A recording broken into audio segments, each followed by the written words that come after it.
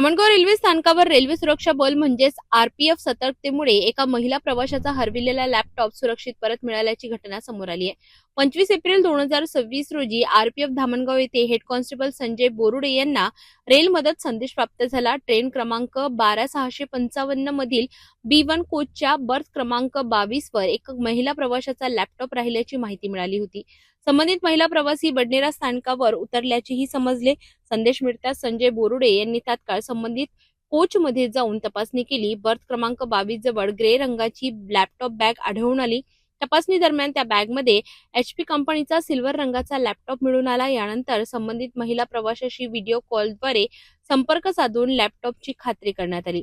Laptop सुरक्षितपणे RPF ठाण्यात जमा करण्यात आला। महिला प्रवाशांच्या विनंतीनुसार त्यांचे नातेवाईक मंदार मोरे यांच्या उपस्थितीत पंचनामा करून लॅपटॉप आणि बॅग सुपूर्द करण्यात आला।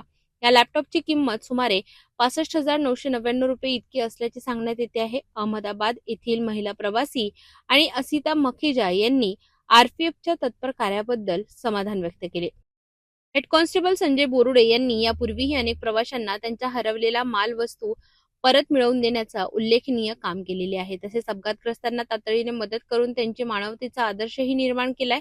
आरपीएफच्या या कार्याचे सर्व स्तरावरून कौतुक होत असून प्रवाशांच्या सुरक्षेसाठी आरपीएफची सतर्कता पुन्हा एकदा अधोरेखित झाली आहे।